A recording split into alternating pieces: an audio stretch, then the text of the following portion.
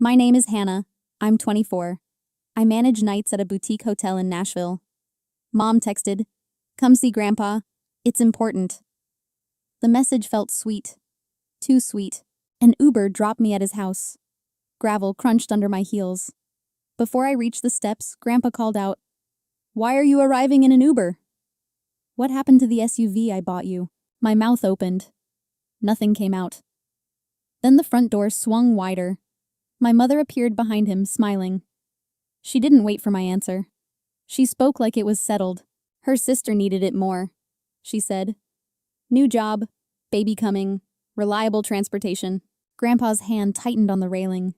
I tasted metal in my mouth. "What SUV?" I whispered. His face changed in 1 second. Not confused anymore. Just dangerous. That's when I realized my birthday had been stolen too. "Where are you watching from tonight? Kitchen, car, or bedroom?" Echoes of Life is here with you. My 24th birthday was 3 months earlier. No party, no dinner, no wrapped box waiting anywhere. I worked a double shift at the hotel. We were short-staffed, and I needed the overtime. I came home to my studio apartment, kicked off my shoes, and ate leftover Chinese food. The fridge hummed. A cooking show played too loud on my TV. Mom called around 9. "Happy birthday, Hannah," she said. Her voice sounded distracted, like she was driving. We talked for 4 minutes. Then she sighed. "Brooke needs me to babysit. I have to go." Click. So when Grandpa asked about an SUV, it felt like a trap door opened under me. Mom called it sharing. Grandpa didn't look like a man discussing sharing. "Hannah," he said, eyes locked on mine. "Black Chevrolet Equinox. I paid for it myself. I put it in your name." Mom's smile tightened. "Sweetheart," she said, "don't tell me you forgot already." "I never received any SUV," I said. My voice surprised me, steady and clear. "Nobody told me. Not once." Grandpa's hand whitened on the railing. He turned to my mother. "Patricia, you told me Hannah had the car," he said. "You told me she loved it. You said she drove it to work every day." Mom blinked fast. "Well, the situation changed," she said. "Brooke needed it. And Hannah's been doing fine with ride shares. She's young. She can handle it." I stood there hearing my life described like convenience. Like my needs were optional. Like I was the spare. Grandpa's jaw tightened. "A car in Hannah's name," he said. "And you handed it to Brooke." And in his eyes, I watched trust turn into rage. Grandpa didn't yell on the porch. He didn't need to. His silence was worse. "Everyone inside," he said, "now." The house smelled like cedarwood and old books. Pipe tobacco still clung to the curtains, faint and stubborn. It felt like childhood. Back when I still believed family meant fair. Mom perched on the antique sofa edge, hands clenched in her lap. Her knee bounced like a metronome. Grandma Margaret came in with a dish towel, confused. "What's all this commotion?" Grandpa sat in his leather chair. His voice stayed calm, almost businesslike. "I want to understand something," he said.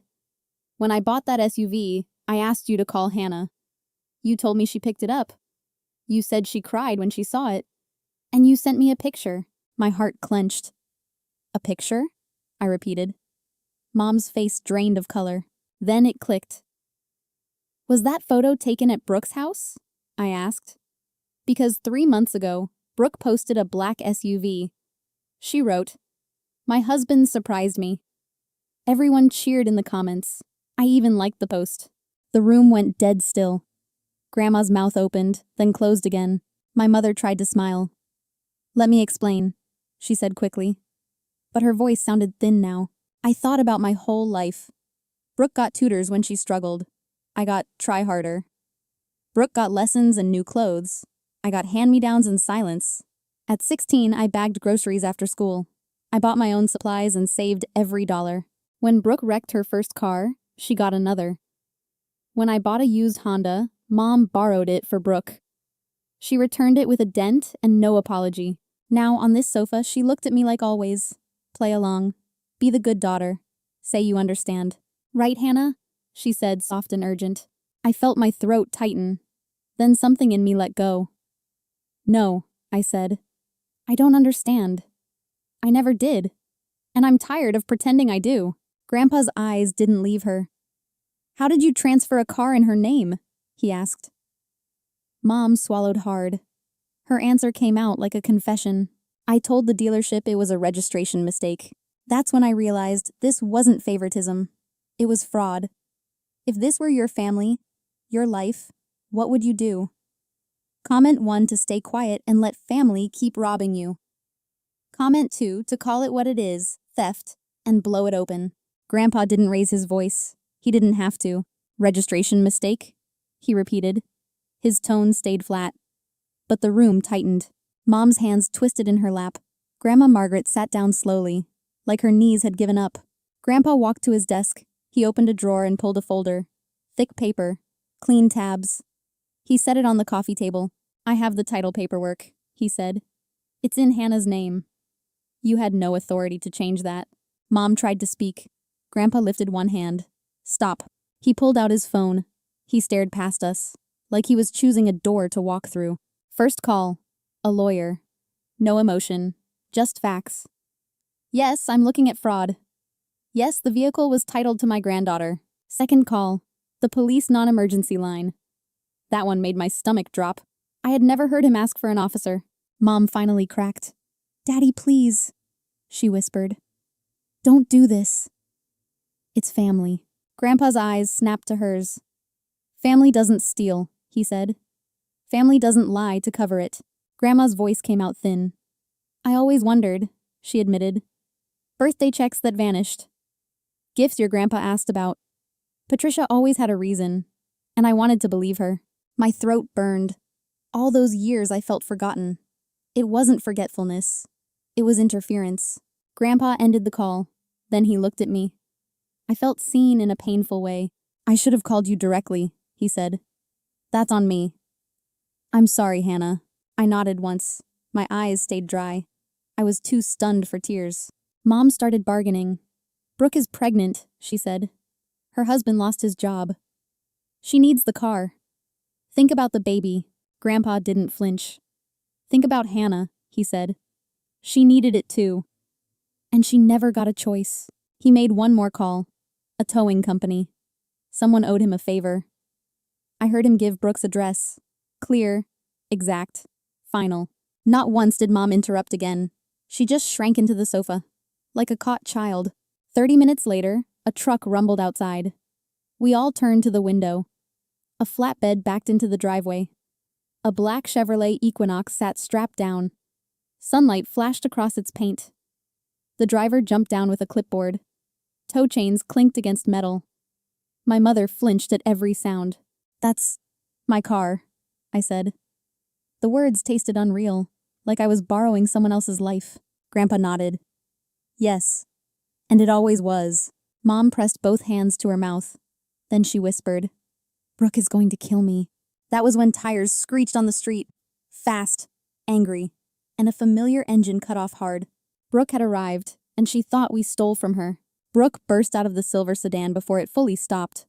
Her heels slapped the walkway like a warning. Tow chains clinked behind her on the flatbed. What the hell is going on? Brooke shouted. Why is my car here? Grandpa stepped onto the porch, steady as stone. This car was never yours, he said. I bought it for Hannah. It was titled in Hannah's name. Brooke's eyes snapped to Mom. You said it was mine, Brooke said. You said Grandpa wanted me to have it. Your mother lied, Grandpa said. And you didn't ask questions.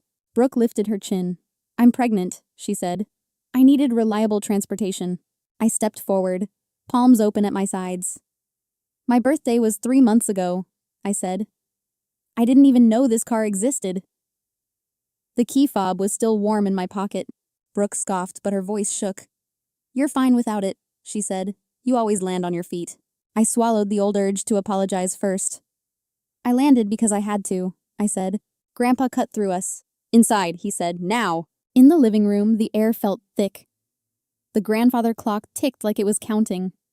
Grandma sat with her hands folded, trembling. Mom perched on the sofa edge, breathing fast. Brooke paced, jaw tight. Grandpa held up the folder. Facts, he said. The title is in Hannah's name. Patricia changed it by deception. That is fraud. Mom tried the old tone again. It's family, she pleaded. We share. Grandma's voice turned sharp. You don't share, she said. You take from one child and feed another. Grandpa turned to Brooke. Did you know the car was meant for Hannah? Brooke stared at the rug. I suspected, she admitted. Mom said there was confusion. She said she worked it out. Grandpa pulled out a notepad. Then we count, he said. Not feelings, not excuses. Numbers. Grandma scrolled on her phone, lips pressed tight. 17,000, she said, for Hannah's education fund. Sent to Patricia. Mom's face flushed. It went to expenses, she said. Bills, groceries, repairs. Grandpa wrote without looking up. Then you owe Hannah, he said. And you will stop handling her money. My hands went cold, then steady. I want boundaries, I said. No more gifts through Mom.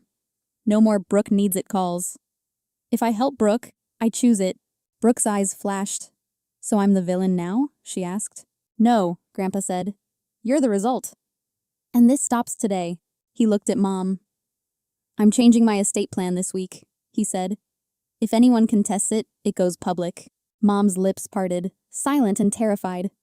Brooke stopped pacing, and for the first time they realized I wouldn't make it easy anymore.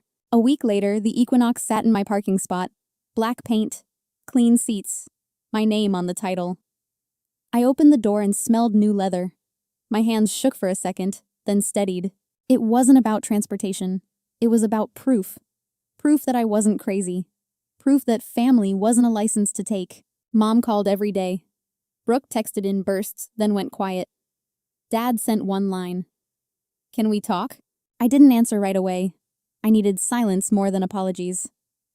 I turned my phone face down and made coffee. The apartment was small, but it was mine.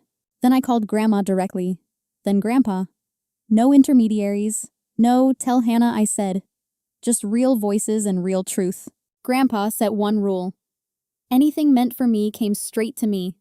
Checks, gifts, documents. Nothing through my mother again. He said, trust isn't inherited. It's earned. I wrote it down like a receipt. Mom tried the baby guilt one last time.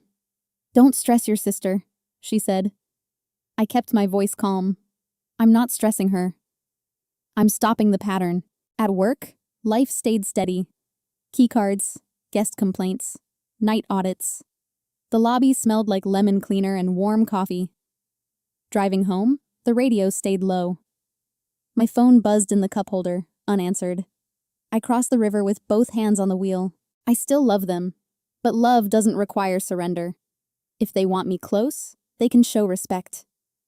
Not with promises, with behavior. I didn't get a car. I got my life back. If any part felt familiar, please like and share. Subscribe for more quiet strength on Echoes of Life. And stay close for the next story.